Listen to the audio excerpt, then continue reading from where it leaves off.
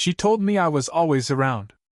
I told her it's because she wanted me to be, but neither of us was ready for what those words would awaken. I never thought much about how often I saw her until she pointed it out. She was my neighbor, the kind of woman who carried herself with an elegance that made her stand out without even trying. Early 40s, sharp in her confidence, but softened by something I couldn't quite name, maybe the quiet way her eyes lingered when she thought no one was watching. Her house was only a few steps away from mine, and somehow, without planning it, our paths kept crossing. Some evenings it was as simple as me holding the gate for her as she came home from work. Other days I'd notice her at the grocery store, struggling with more bags than one person should carry. I'd step in to help, and she'd give me this half-smile, grateful but guarded, like she didn't want to depend on anyone, but she wasn't going to push me away either.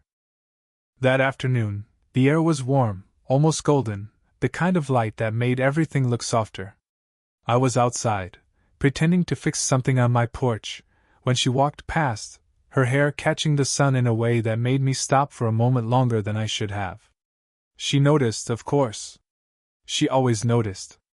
That's part of what made her different. She had this sharp awareness, like she could read the smallest hesitation in people. She glanced at me and said, with a playful tone that didn't quite mask the truth underneath, "You're always around." I could have laughed it off, made some casual excuse. But the words slipped out before I had time to second-guess them. "Because you want me to be." Her steps faltered. She turned slightly, her eyes narrowing just a little, caught between amusement and something else, something deeper. I felt the weight of the silence between us, heavy and electric, like I'd touched on something I wasn't supposed to name. She let out a soft laugh, shaking her head, but I caught the way her lips pressed together afterward, as if she was holding back a question she wasn't ready to ask. I tried to keep my expression steady, casual, but inside, I was replaying the moment on a loop. Had I crossed a line? Or had I finally said the thing we'd both been circling around without ever admitting? I offered to carry the bag she had in her hand, and after the briefest pause, she let me. Her fingers brushed mine as she passed it over, and the touch, barely there, fleeting, sent a warmth through me that had nothing to do with the afternoon sun. We walked together to her front step, the air filled with simple sounds, the creak of wood underfoot, the hum of distant traffic, the faint rustle of leaves. It should have felt ordinary, but nothing about it did. The closeness was charged, not with words or gestures, but with everything we weren't saying. When I handed the bag back to her, she gave me that small smile again, softer this time, less guarded. For a second, I thought she might say something more, but instead, she just lingered there, standing in the doorway with the sun behind her. And in that moment, I realized something I hadn't admitted to myself before. It wasn't just coincidence that kept me nearby. I wanted to be around her. And whether she knew it or not, she wanted me there too. The thing about being near her was that silence didn't feel empty. It felt full. Like the pauses between our words carried more weight than the words themselves. That evening, I saw her struggling with a box at the back of her car. It looked heavier than she could manage, though she didn't complain. She never did. She was the kind of woman who would fight with something stubborn, whether it was a jar lid or her own thoughts, before admitting she needed help. I walked over before she could refuse me. "Let me," I said, reaching for the box. She hesitated, eyes flicking up to mine, as if deciding whether she should let me. For a moment she held on, her fingers brushing against mine, and that simple touch felt like it lasted longer than it should have. Finally she let go, letting me take the weight. Carrying it inside wasn't the hard part. The hard part was the quiet that followed when I set it down in her hallway. She stood close enough that I could smell the faint trace of her perfume, mixed with the scent of polished wood and something faintly floral drifting from another room. "Thank you," she said softly, her voice steady but her eyes shifting, almost avoiding mine. I nodded, though I wanted to say more. I wanted to ask why she always seemed careful with me, like she was holding something back. Instead, I just stood there for a moment, realizing how small the space felt when she was this close. She moved past me, her shoulder brushing lightly against my arm as she reached for the box. It wasn't intentional. I don't think it was. But the contact sent a pulse through me that I couldn't ignore. My chest tightened, and I caught myself holding my breath, afraid she might notice how much it affected me. I told myself not to read into it, not to mistake kindness for something more. But then there were her eyes, how they lingered for a second longer than necessary before pulling away. How her lips pressed together as if she had words she refused to let out. I leaned against the doorframe, trying to look casual. She busied herself with opening the box, avoiding the way I was watching her. The silence stretched again, filled with the sound of crinkling tape and cardboard tearing. And beneath it, that invisible current between us hummed louder than any words could. I finally broke it, just to release the pressure. "You really shouldn't carry things like that alone," I said. Her laugh was soft, almost embarrassed. "I'm used to it." There was more behind those words. Years of doing things for herself, years of refusing to depend on anyone. And for some reason, that made me want to be there even more. When I finally turned to leave, she followed me to the door. We stood there for a second, not saying anything, just letting the moment linger.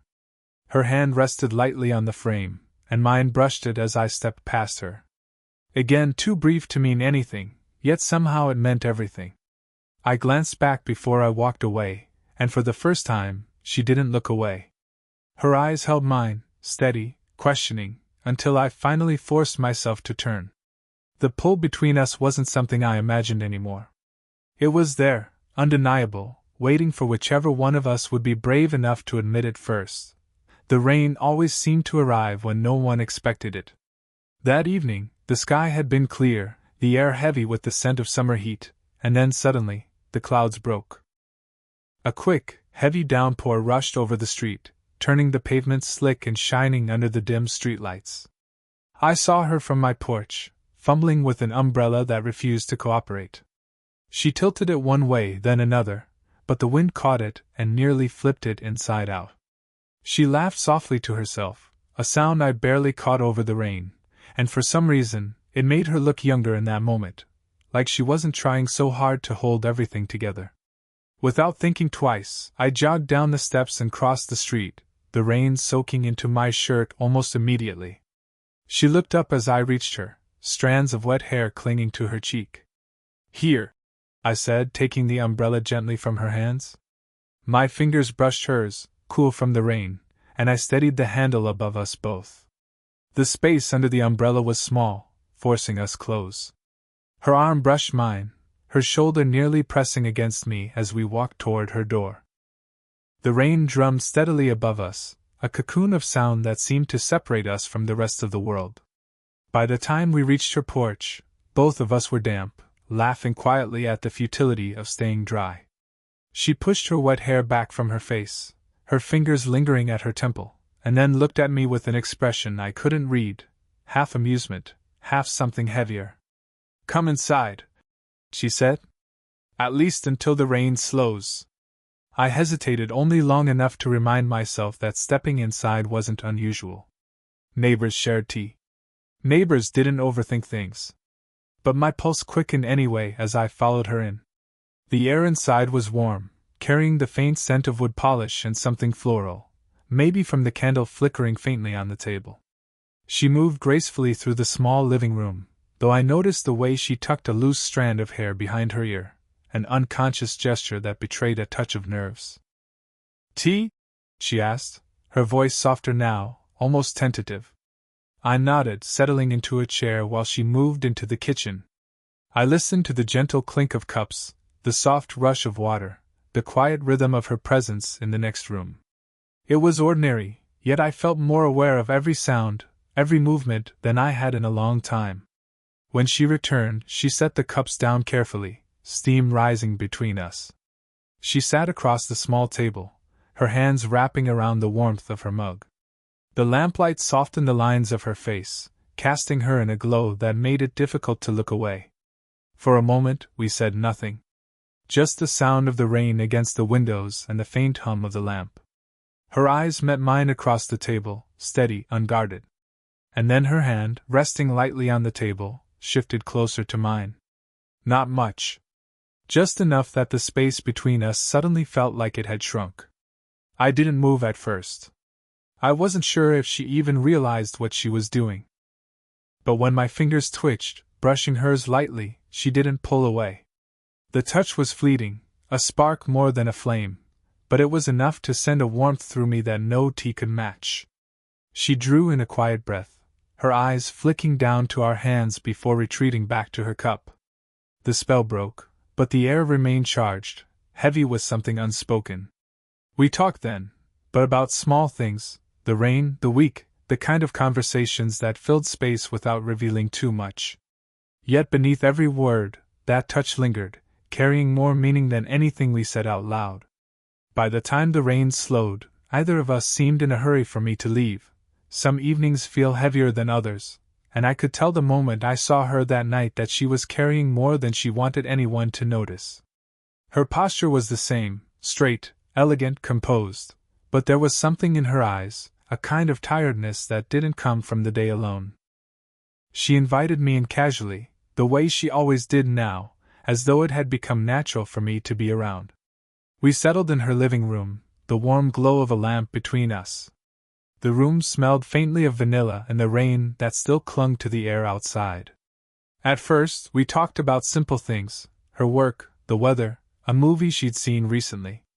But then, almost without warning, the conversation drifted somewhere quieter, somewhere heavier. She hesitated before speaking, her fingers tracing the rim of her glass in slow circles. "You know," she said softly, her voice different, fragile in a way I wasn't used to hearing from her. "Sometimes it feels like I've built my whole life on being strong. On never letting anyone see when things hurt." I didn't say anything. I just let her speak, because I could tell she needed the space more than she needed advice. She looked down, her hair falling slightly forward, and for the first time, I saw past the confident neighbor everyone else knew. I saw the woman who carried scars she rarely showed. "There were years," she continued, "when I thought if I let anyone close, it would only end with me being left behind. So I stopped letting people close at all." Her voice wavered, just enough to catch in my chest. And in that moment, I couldn't stand the distance between us, not when she was opening a door she usually kept locked tight. I reached out slowly, not wanting to startle her. My hand rested gently over hers, warm against the cool glass she was holding. For a second, I thought she might pull away. But she didn't.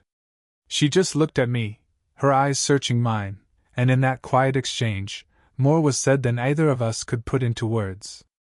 The silence stretched. Her breathing slowed, steadying, as though my touch had anchored her. I wanted to say something to let her know she wasn't alone, that I wasn't going anywhere, but the words felt too heavy for the moment. So instead, I just stayed there, present, my thumb brushing lightly against the back of her hand. It was such a small gesture, but the way her shoulders softened told me it mattered more than I realized. After a while, she pulled back, not abruptly, but gently, as if reminding herself where the boundaries were. She smiled faintly, though it didn't quite reach her eyes, and steered the conversation towards safer ground. I let her.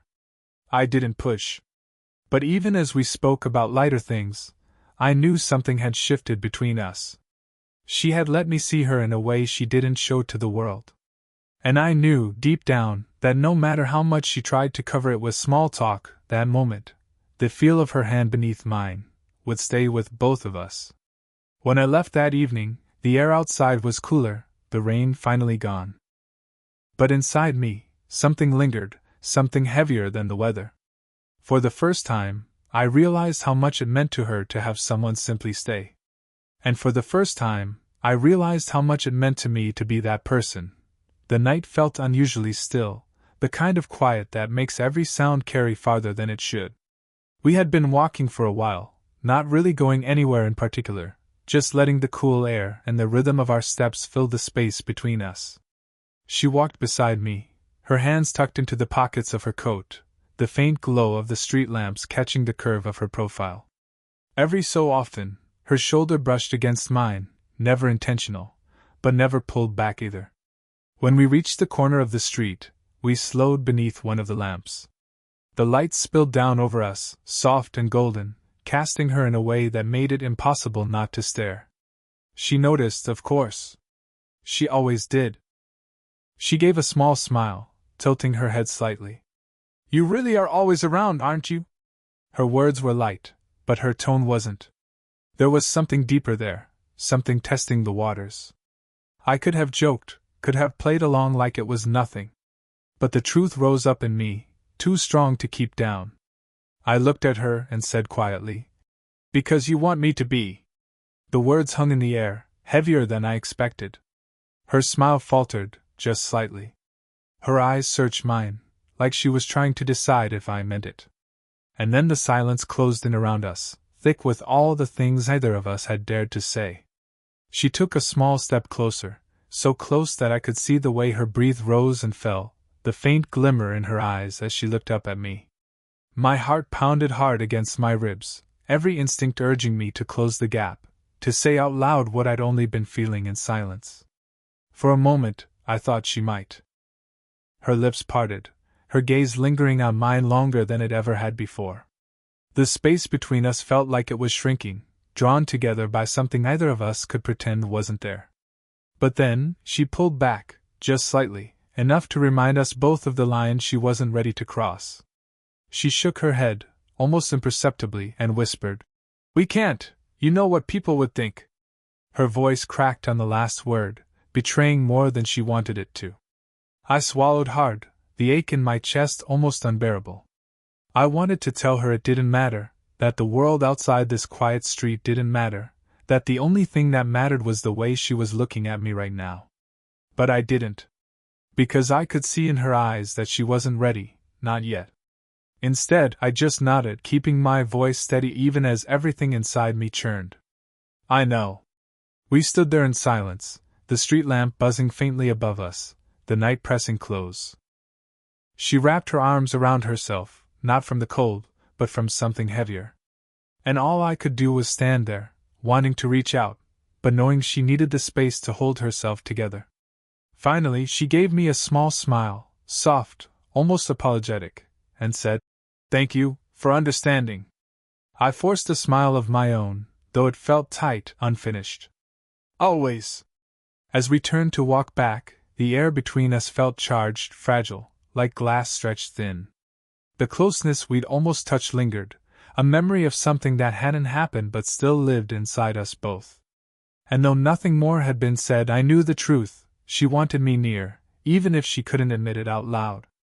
And I wanted her more than ever, even if it meant walking the rest of the night with words caught in my throat. The days after that night beneath the street lamp felt different. At first, I didn't think much of it. Neighbors had busy lives, schedules that didn't always line up. But soon, I realized it wasn't coincidence. She was avoiding me. Her curtains stayed drawn more often. Where we used to cross paths by chance, now there was only distance. No small smiles on the porch. No shared words over groceries. Just silence, and the unsettling feeling that I had pushed too close to something she wasn't ready to face. I told myself to give her space, but every hour of distance pressed heavier on me. The memory of her eyes that night, the way they had almost leaned toward mine, wouldn't let me rest.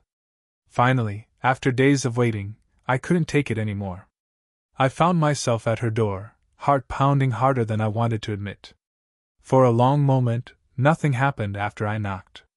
I nearly turned away, telling myself to let it go. But then the door opened, slowly, and there she was. She didn't look surprised. If anything, she looked conflicted, as though she had been expecting this but hadn't decided what to do about it. Her voice was soft, uneven when she finally spoke. You make it too easy to forget myself. The words cut through me, quiet but loaded. I held her gaze, searching her eyes, seeing the storm she was trying to contain.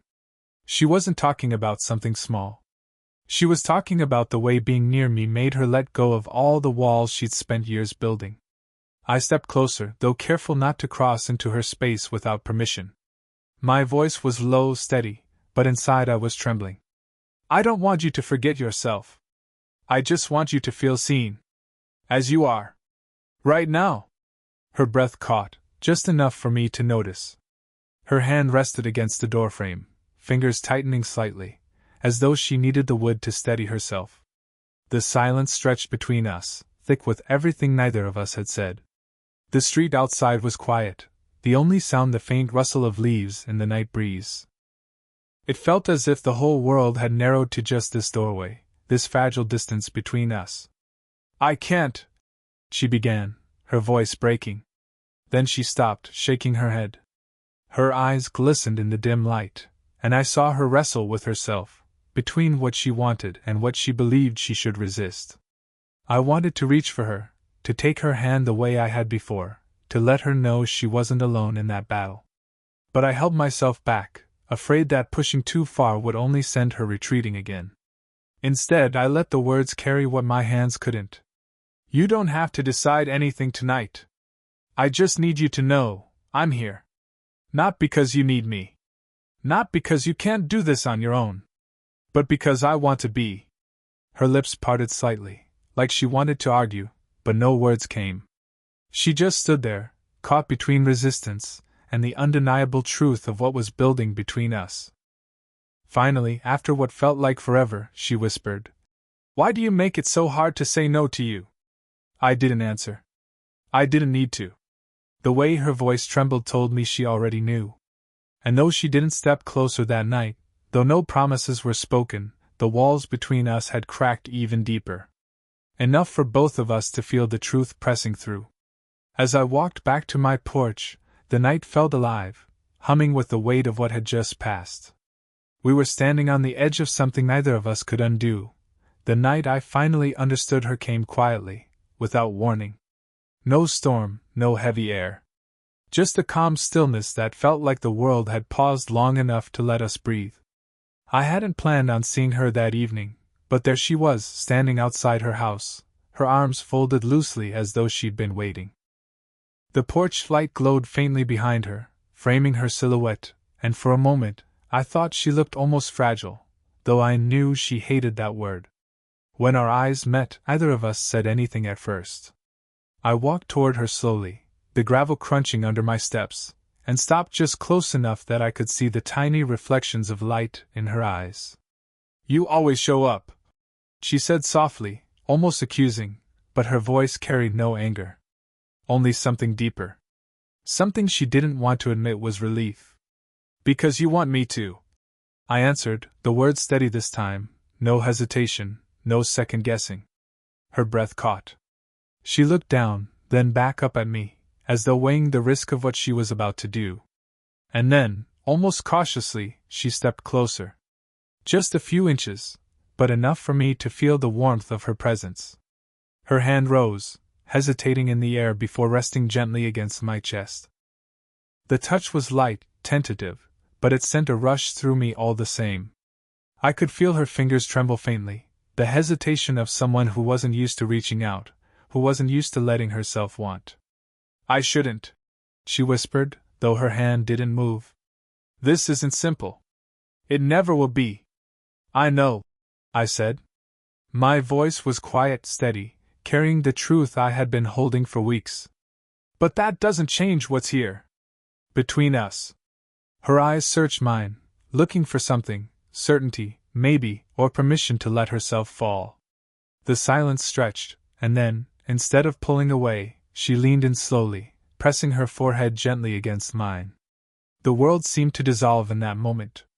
There was no street, no porch light, no weight of judgment or fear.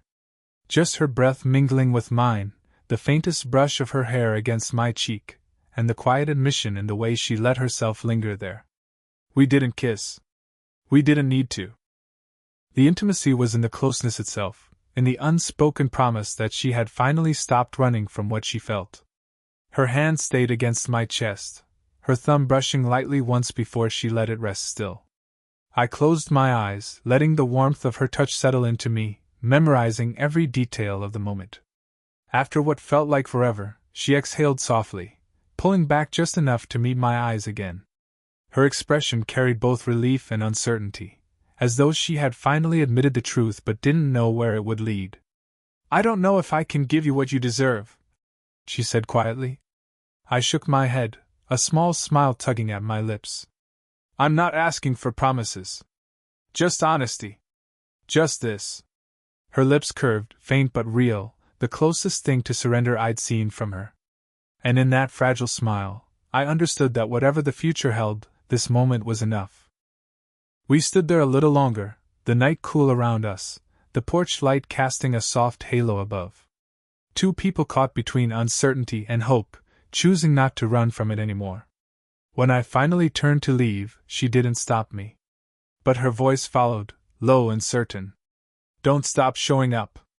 I glanced back, meeting her eyes one last time, and gave the only answer that felt right.